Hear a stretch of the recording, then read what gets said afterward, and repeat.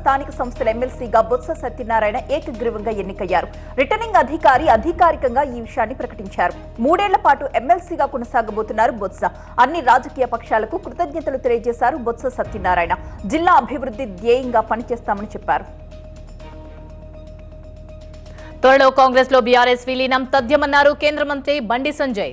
కేసీఆర్ కు ఏఐసీసీ, కేటీఆర్ కు PCC chief, కవితకు రాజ్యసభ సీటు ఖాయమని చెప్పారు. కవిత బెయిల్ కు బీజేపీకి ఏం సంబంధమని ప్రశ్నించారు బండి సంజయ్. బీఆర్ఎస్ ను విలీనం చేసుకుంటే బెయిల్ వస్తుందనడం మూర్ఖత్వమేనన్నారు. అయితే ఆప్ విలీనం చేసుకుంటేనే సిసోడియాకు బెయిల్ వచ్చిందా అని ప్రశ్నించారు. కాళేశ్వరం, డ్రగ్స్, ఫోన్ ట్యాపింగ్ కేసులో కేసీఆర్, కేటీఆర్ ను ఎందుకు అరెస్ట్ చేయడం లేదని ప్రశ్నించారు. కేసీఆర్ ఫామ్ హౌస్ లో కూర్చుని కొత్త వేషంలో ప్రజల్ని ఎలా మోసం చేయాలని ఆలోచిస్తున్నారన్నారు ఎమ్మెల్యే ఎన్ఎం శ్రీనివాసరెడ్డి. కాంగ్రెస్ ఏ మంచి పని చేసినా హరీష్ రావు, కేటీఆర్ విషం చిమ్ముతున్నారంటూ ఆగ్రహం వ్యక్తం చేశారు. హరీష్ రావు ప్రతిపక్ష నేత కుర్చీలో కూర్చోవాలని రోజు హంగామా చేస్తున్నారని అన్నారు. కష్టపడే నాయకుడు అనే కొంత పేరుందని, ఐవీఎఫ్ ఒక అధునాతన సంతానోత్పత్తి చికిత్స అనేక దంపతులకు తల్లిదండ్రులు కావాలనే వారి కలను నెరవేర్చుకోవడానికి సహాయపడుతుంది. దాన్ని కాపాడుకుంటే రాజకీయ భవిష్యత్ అన్న ఉంటుందని సూచించారు ఎన్ఎం.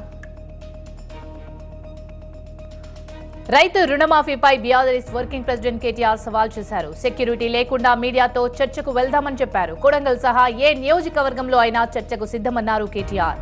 రుణమాఫీ విజయవంతమైందని నిరూపిస్తే రాజీనామా చేస్తానన్నారు. రాజకీయ సన్యాసం తీసుకుంటానని చెప్పారు కేటీఆర్. రుణమాఫీ వ్యవహారంలో సీఎంపై చీటింగ్ కేసు పెట్టాలన్నారు కేటీఆర్. రేవంత్ మానసిక స్థితిపై అనుమానాలున్నాయని చెప్పారు. రేవంత్ ఆరోగ్యంపై కుటుంబం ఒక్కసారి చూసుకోవాలని పిచ్చోడిలా మాట్లాడడం వల్లే పెట్టుబడులు తరలిపోతున్నాయని అన్నారు కేటీఆర్. పాలన చెత్తగా ఉందని ప్రజలు చెబుతున్నారన్నారాయన. ఉండవల్లిలో సీఎం చంద్రబాబుతో భేటీ అయ్యారు టాటా గ్రూప్ చైర్మన్ చంద్రశేఖరన్. రాష్ట్రంలో పెట్టుబడుల అవకాశాలు, పారిశ్రామిక విధానంపై చర్చించారు. అనంతరం చంద్రబాబుతో సిఐఐ ప్రతినిధుల బృందం భేటీ అయింది. సిఐఐ డీజీ చంద్రజిత్ బెనర్జీ నేతృత్వంలోని ప్రతినిధులు సీఎం చంద్రబాబుతో సమావేశమై పరిశ్రమల ఏర్పాటుపై చర్చించారు. సీఎం చంద్రబాబు ఢిల్లీ చేరుకున్నారు. రేపు ప్రధాని మోదీని కలిసే అవకాశం ఉంది. పలువురు కేంద్ర మంత్రుల్ని కలవబోతున్నారు చంద్రబాబు. అమరావతి పునర్నిర్మాణం, పోలవరం ప్రాజెక్టు, వెనుకబడిన జిల్లాలకు నిధులు, రుణాలపై చర్చించబోతున్నారు సీఎం చంద్రబాబు. ఢిల్లీలో తెలంగాణ సీఎం రేవంత్ రెడ్డి పర్యటన కొనసాగుతుంది. రేవంత్ తో ఫాక్స్కాన్ తో పాటు పలు కంపెనీల ప్రతినిధులతో భేటీ అయ్యారు సీఎం రేవంత్ రెడ్డి. ఆ తర్వాత మీడియాతో చిట్చాట్ చేశారు. బీజేపీలో బీఆర్ఎస్ విలీనం జరుగుతుందని, కేసీఆర్ గవర్నర్, కేటీఆర్ కేంద్ర మంత్రి, హరీష్ రావు అసెంబ్లీలో అపోజిషన్ లీడర్ గా ఉంటారని చెప్పారు. కవితకు బెయిల్ తో పాటు ఆ తర్వాత రాజ్యసభ పదవి వస్తుందన్నారు సీఎం రేవంత్ రెడ్డి. బీజేపీలో బీఆర్ఎస్ విలీనం అనేది ఒక ఊహాజనితమన్నారు ఎంపీ ఈటెల రాజేందర్. రేవంత్ రెడ్డి కావాలని తప్పుడు ప్రచారం చేస్తున్నారని అన్నారు. 31,000 కోట్ల రూపాయల రుణాలు మాఫీ చేస్తానని చెప్పి 18,000 కోట్ల రూపాయలు మాత్రమే చేశారని అంటున్నారు. హైడ్రాతో ప్రభుత్వం చేస్తున్న హైడ్రామా ఆపాలన్నారు. ఇప్పటికే కట్టిన నిర్మాణాల్ని కూల్చొద్దని, వారికి ప్రత్యామ్నాయ భూములు ఇవ్వాలంటూ సూచించారు. ఢిల్లీలో సీఎం రేవంత్ నివాసానికి వచ్చారు కాంగ్రెస్ సీనియర్ నేత అభిషేక్ సింఘ్వి. తెలంగాణలో ఖాళీ అయిన రాజ్యసభ స్థానం నుంచి కాంగ్రెస్ అభ్యర్థిగా పోటీ చేస్తున్నారు అభిషేక్ సింఘ్వి. రేవంత్ ను మర్యాదపూర్వకంగా కలిశారు సింఘ్వి. ఎమ్మెల్సీలుగా కోదండరాం, అమీర్ అలీ ఖాన్ ప్రమాణం చేశారు. వారితో ప్రమాణం చేయించారు శాసనమండలి చైర్మన్ గుత్తా సుఖేందర్ రెడ్డి. మంత్రులు పొంగులేటి, పొన్నం ప్రభాకర్, విప్ బీర్ల అల్లయ్య, ఎమ్మెల్సీ మహేష్ గౌడ్ హాజరయ్యారు. ప్రజల ఆకాంక్షల మేరకు పనిచేస్తామన్నారు ఎమ్మెల్సీ కోదండరాం. తమకు దక్కింది పవర్ కాదు, ప్రజల కోసం పనిచేసే బాధ్యత అన్నారు. చట్టాలను ఉల్లంఘించి అక్రమాలకు పాల్పడిన ఎవరిని వదిలిపెట్టబోమన్నారు మంత్రి నారా లోకేష్. రెడ్ బుక్ లోని ఇదే విషయం ఊరూరా చెప్పానని చెప్పారు. మాజీ మంత్రి జోగి రమేష్ కుమారుడు ఫేక్ పత్రాలతో అగ్రిగోల్డ్ భూములు అమ్ముకున్నారని చెప్పారు. అడ్డగోలుగా ప్రజల భూములను దోచుకుంటే చర్యలు తీసుకోవద్దా అని ప్రశ్నించారు. రేపు లిక్కర్, ఇసుక దందాల్లోనూ యాక్షన్ తీసుకుంటామని, తప్పు చేసిన వారు జైలుకు వెళ్లక తప్పదని హెచ్చరించారు మంత్రి లోకేష్. ఏపీ వ్యాప్తంగా 99 అన్నా క్యాంటీన్లను ప్రారంభించారు ప్రజాప్రతినిధులు. మంగళగిరిలో అన్నా క్యాంటీన్ ప్రారంభించిన మంత్రి లోకేష్ మెనూ, ఫుడ్ నాణ్యతపై ప్రజల్ని అడిగి తెలుసుకున్నారు. అన్నా క్యాంటీన్లలో 5 రూపాయలకే భోజనం, ఉదయం సాయంత్రం టిఫిన్ అందుబాటులో ఉండనుంది. ఏపీలో మొత్తం 188 సెంటర్స్ లో క్యాంటీన్లు కూడా ఏర్పాటు కాబోతున్నాయి. తిరుమల శ్రీవారిని దర్శించుకున్నారు బీజేపీ ఎంపీ లక్ష్మణ్. తిరుమల పవిత్రతను కాపాడేందుకు సీఎం చంద్రబాబుకు లేఖ రాశారని చెప్పారు. గత ప్రభుత్వంలో జరిగిన తప్పిదాలు పునరావృతం కాకుండా ప్రభుత్వం చర్యలు తీసుకోవాలని చెప్పారు. ఈ మధ్య జరుగుతున్న ప్రకృతి వైపరీత్యాలకు మానవ తప్పిదాలే కారణమన్నారు బీజేపీ ఎంపీ లక్ష్మణ్. ప్రకృతిని కాపాడితే ఆ ప్రకృతి ప్రజలను కాపాడుతుందని అన్నారు. గత 5 ఏళ్లలో రాష్ట్రం రాక్షసుల చేతిలో నష్టపోయింది అన్నారు ఏపీ స్పీకర్ అయ్యన్న పాత్రుడు. పనిచేసే నాయకుడిని ప్రజలు ఎన్నుకున్నారన్నారు. చంద్రబాబు నాయకత్వంలో రాష్ట్రానికి పూర్వ వైభవం రావాలని కోరారు. హిందూపురంలో నూతన ఆర్టీసీ ఎక్స్ప్రెస్ బస్సులను ప్రారంభించారు ఎమ్మెల్యే బాలకృష్ణ. స్వయంగా డ్రైవ్ చేసి టీడీపీ కార్యకర్తల్లో జోష్ నింపారు బాలకృష్ణ.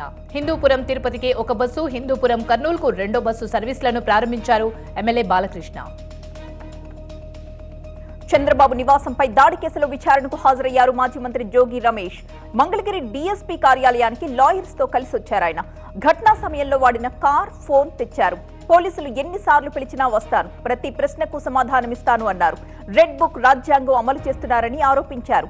చంద్రబాబు ఇంటి ముందు నిరసన తెలిపేందుకే గతంలో కూడా వెళ్లానని చెప్పారు. వైసీపీ ఎమ్మెల్సీ దువ్వాడ శ్రీనివాస్ కుటుంబం వివాదం కొనసాగుతుంది. శ్రీకాకుళం జిల్లా టెక్కలిలో 9వ రోజుకు చేరింది దువ్వాడ వాణి, ఆమె కుమార్తెల నిరసన.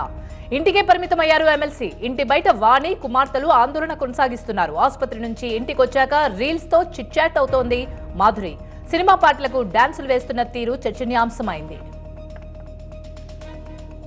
తెలంగాణ సచివాలయం ముందు రాజీవ్ గాంధీ విగ్రహ ఏర్పాటుకు సన్నాహాలు సాగుతున్నాయి. విగ్రహం నెలకొల్పే ప్రాంగణాన్ని పరిశీలించారు మంత్రులు పొన్నం ప్రభాకర్, పొంగులేటి. ఇప్పటికే రాజీవ్ గాంధీ విగ్రహం సిద్ధంగా ఉంది. ఈ నెల 20న రాజీవ్ గాంధీ జయంతి సందర్భంగా ఆయన విగ్రహాన్ని ఏర్పాటు చేయబోతోంది రాష్ట్ర ప్రభుత్వం. ల్యాండ్స్కేపింగ్, ఇతర పెండింగ్ పనుల్ని త్వరగా పూర్తి చేయాలని ప్రభుత్వం ఆదేశాలిచ్చింది. మంగళగిరి పోలీసులు ఇచ్చిన సమాచారంతో శంషాబాద్ ఎయిర్పోర్ట్ లో దేవినేని అవినాష్ ను అడ్డుకున్నారు అధికారులు. దుబాయ్ పారిపోతున్నారంటూ జరుగుతున్న ప్రచారంపై క్లారిటీ ఇచ్చారు దేవినేని అవినాష్. విజయవాడలో నివాసంలో అందుబాటులో ఉన్నానని చెప్పారు. ఎవరు అసత్య ప్రచారాలు నమ్మొద్దని చెప్పారు. ఇప్పటికే టీడీపీ ప్రధాన కార్యాలయంపై దాడితో పాటు టీడీపీ నాయకుడు పట్టాభి ఇంటిపై జరిగిన దాడి ఘటనలో అవినాష్ పై కేసులు నమోదయ్యాయి. కోట్ల విజయభాస్కర్ రెడ్డి జయంతి వేడుకలను కర్నూలులో ఘనంగా నిర్వహించారు. కర్నూలు కిసాన్ ఘాట్ లో కోట్ల విజయభాస్కర్ రెడ్డి సమాధికి డోన్ ఎమ్మెల్యే కోట్ల సూర్యప్రకాష్ రెడ్డి, మాజీ మంత్రి మారెప్ప, కోట్ల అభిమానులు పూలమాలలు వేసి నివాళులర్పించారు. రాజకీయాల్లో మచ్చలేని నాయకుడిగా విజయభాస్కర్ రెడ్డికి పేరుందని చెప్పారు నేతలు. కర్నూలు జిల్లాకు కోట్ల చేసిన సేవలను వారు గుర్తు చేసుకున్నారు. మంత్రి ఆనం రామనారాయణ రెడ్డిని మర్యాదపూర్వకంగా కలుసుకున్నారు మంత్రి నారాయణ. నెల్లూరు నగరం సంతపేటలోని మంత్రి ఆనం ఇంటికి వెళ్లారు నారాయణ. రాష్ట్ర, జిల్లా అభివృద్ధిపై ఇరువురు మంత్రులు సుదీర్ఘంగా చర్చించుకున్నారు. మంత్రి నారాయణ వెంట టీడీపీ పార్లమెంట్ అధ్యక్షులు అబ్దుల్ అజీజ్, టీడీపీ ప్రధాన కార్యదర్శి కోటమిరెడ్డి శ్రీనివాసులరెడ్డి, నారాయణ విద్యా సంస్థల జీఎం వేమిరెడ్డి విజయభాస్కర్ రెడ్డి కూడా ఉన్నారు. సీఎం రేవంత్ రెడ్డిపై మాజీ మంత్రి ప్రశాంత్ రెడ్డి విమర్శలు గుప్పించారు. రుణమాఫీ పేరుతో సీఎం రేవంత్ రైతులను మోసం చేస్తున్నారని అన్నారు. చెప్పిన అబద్దాలనే పదే పదే చెప్తున్నారని అన్నారు. రైతులందరికీ రుణమాఫీ చేస్తామని హామీ ఇచ్చి కొందరికి చేశారని చెప్పారు. ఏకకాలంలో రుణమాఫీ చేస్తానని చెప్పి మాట తప్పారన్నారు ప్రశాంత్ రెడ్డి. ఆర్టీసీ బస్సుల్లో మహిళలు పనిచేసుకుంటే కేటీఆర్ కి ఏం నొప్పి అంటూ ప్రశ్నించారు కాంగ్రెస్ నేత బీర్ల ఐలయ్య. కేసీఆర్ అసెంబ్లీకి ఎందుకు రావట్లేదని ప్రశ్నించారు. దళిత వ్యక్తి స్పీకర్ స్థానంలో కూర్చున్నాడనే రావడం లేదన్నారాయన. సీఎం రేవంత్ అభివృద్ధిని చూసి బీఆర్ఎస్ ఓర్వలేకపోతోందన్నారు. మీరు విదేశాలకు ఎంజాయ్ కోసం వెళితే సీఎం రేవంత్ పెట్టుబడులు తీసుకొచ్చారన్నారు బీర్ల ఐలయ్య. Welcome back. శ్రీహరికోట నుంచి ప్రయోగించిన రాకెట్ విజయవంతంగా నింగిలోకి దూసుకెళ్లింది. చిన్న శాటిలైట్లను నింగిలోకి పంపేందుకు ఉద్దేశించిన స్మాల్ శాటిలైట్ లాంచ్ వెహికలే SSLV. భూ పరిశీలన ఈ మిషన్ టార్గెట్. ఈ రాకెట్ ను ఇండియన్ ఇండస్ట్రీ, NSIL సంయుక్తంగా ప్రయోగించింది. నవంబర్ లేదా డిసెంబర్ మొదటి వారంలో గగన్యాన్ D1 మానవరహిత ప్రయోగం ఉంటుందన్నారు ఇస్రో చైర్మన్.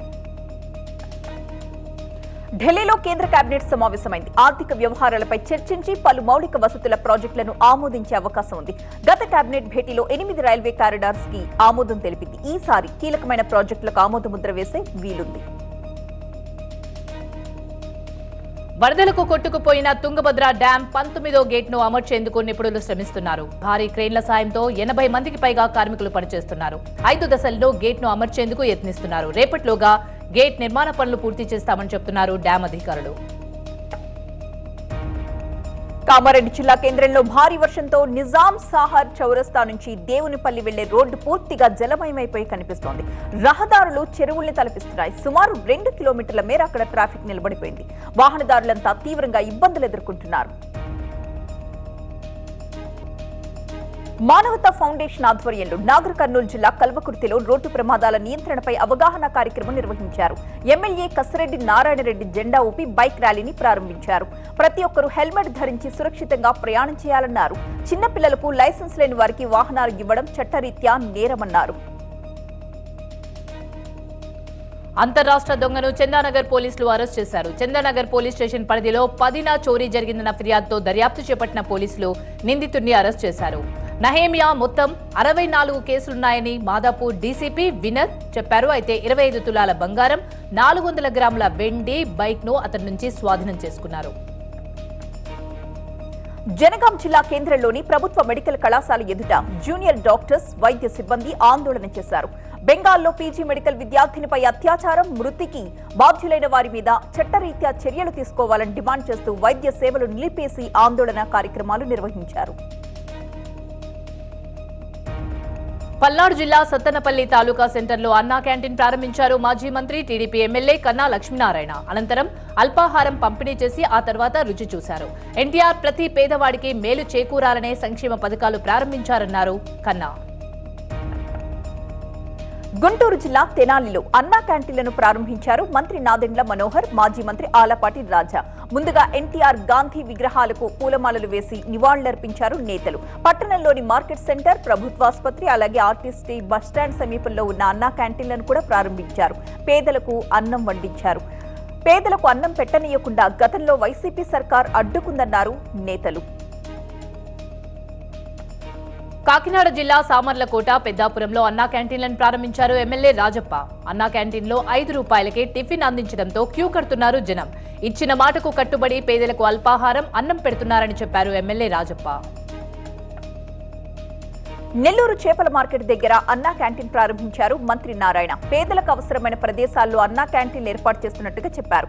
చాలా మంది దాతలు అన్నా క్యాంటీన్లకు సహాయం అందించడానికి ముందుకొస్తున్నారని చెప్పారు. దాతలిచ్చిన నిధులతో కార్పస్ ఫండ్ ఏర్పాటు చేసి క్యాంటీన్లను నిరంతరం కొనసాగిస్తామన్నారు నారాయణ. చట్టసభల్లో అడుగు పెట్టడం సరికొత్త బాధ్యత అన్నారు ఎమ్మెల్సీ కోదండరాం. తనకు వచ్చే అవకాశాలను బీఆర్ఎస్ అడ్డుకోవాలని చూస్తోందని చెప్పారు. అయితే ప్రజా సమస్యలపై ప్రశ్నించినందుకే గత బీఆర్ఎస్ ప్రభుత్వం మమ్మల్ని పక్కన పెట్టిందని అన్నారు. విద్యాశాఖ మంత్రి అంటూ జరుగుతున్నది ప్రచారమేనని అన్నారు. ప్రభుత్వం ప్రకటించిన జాబ్ క్యాలెండర్ బాగుందని చెప్పారు. సాధ్యం కాదన్న రుణమాఫీని రేవంత్ అమలు చేసి చూపించారన్నారు. నిర్మల్ జిల్లా భైంస ఆసుపత్రిలో డాక్టర్ల కొరత వేధిస్తోంది. నిత్యం వందల సంఖ్యలో ఆసుపత్రికి వస్తున్న రోగులకు సేవలందించే వారే లేకుండా పోయారు. మొత్తం 24 మంది డాక్టర్స్ ఉంటే 15 మంది సెలవు పెట్టడంతో రోగుల అవస్థలు వర్ణనాతీతంగా మారిపోయాయి. నిర్మల్ జిల్లా కద్గాం గ్రామస్తులు భైంసా జాతీయ రహదారిపై బైఠాయించారు. కద్గాం గ్రామం నుంచి కమోల్ వరకు సరైన రోడ్డు లేక అవస్థలు పడుతున్నామని ఆవేదన వ్యక్తం చేస్తున్నారు.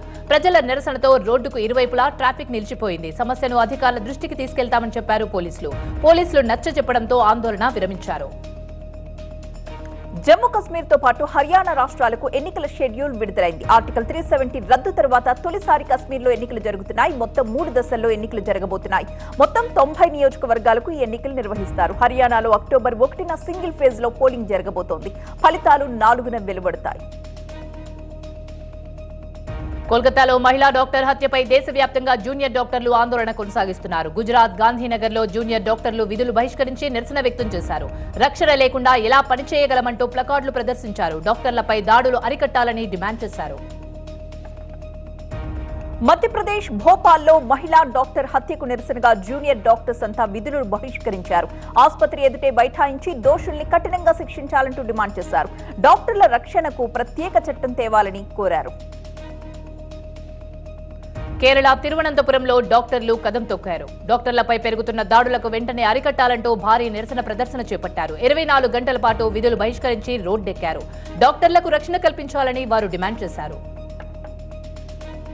మహారాష్ట్ర ముంబైలో జూనియర్ డాక్టర్స్ ఆందోళనకు దిగారు. కోల్కతాలో మహిళా డాక్టర్ హత్యకు నిరసనగా ప్రభుత్వాసుపత్రి ఎదుట ప్లకార్డ్స్ ప్రదర్శించారు. వి వాంట్ జస్టిస్ అంటూ నినాదాలు చేశారు. దాదాగిరిని సహించబోమని హెచ్చరించారు. ఢిల్లీ ఆర్ఎంఎల్ ఆసుపత్రి ఎదుట డాక్టర్లు వందలాదిగా బైఠాయించారు. డాక్టర్లపై పెరుగుతున్న దాడులు, లైంగిక దాడులకు వ్యతిరేకంగా నినాదాలు చేశారు. కోల్కతాలో మహిళా డాక్టర్ హత్య కేసులో దోషులను కఠినంగా శిక్షించాలని వారు డిమాండ్ చేశారు. అంతకుముందు ప్లకార్డులు పట్టుకుని భారీ నిరసన వ్యక్తం చేశారు. పంజాబ్ జలంధర్లో డాక్టర్లు విధులు బహిష్కరించి ఆందోళనకు దిగారు. కోల్కతాలో మహిళా డాక్టర్ హత్యకు నిరసనగా సివిక్ ఆసుపత్రిలో ఓపీ సేవల్ని నిలిపేశారు. డాక్టర్ల నిరసనలతో రోగులు అవస్థలు పడుతున్నారు. మహిళా డాక్టర్ హత్యకు నిరసనగా 12 గంటలు పశ్చిమ బెంగాల్ బంద్ కు పిలుపునిచ్చిన సిపిఐ నేతలను పోలీసులు బలవంతంగా అరెస్ట్ చేశారు. రహదారిపై బైఠాయించిన మహిళా కార్యకర్తలను ఈడ్చుకుంటూ స్టేషన్ కు తరలించారు. 70వ జాతీయ చలనచిత్ర అవార్డులను ప్రకటించింది కేంద్ర ప్రభుత్వం. ఈసారి తెలుగు సినిమాలకు పెద్దగా అవార్డులేం రాలేదు. నిఖిల్ హీరోగా చందు ముండేటి తెరకెక్కించిన కార్తికేయ 2 సినిమాకి ఉత్తమ ప్రాంతీయ చిత్రంగా తెలుగు నుంచి అవార్డు లభించింది. ఉత్తమ నటుడిగా కాంతారాలో నటనకు గాను రిషబ్ శెట్టి, నటిగా తిరుచిత్రంబలంకు నిత్యా మీనన్, చెక్ ఎక్స్ప్రెస్ కు గాను మానసీ ఫరేక్ అవార్డులు సొంతం చేసుకున్నారు.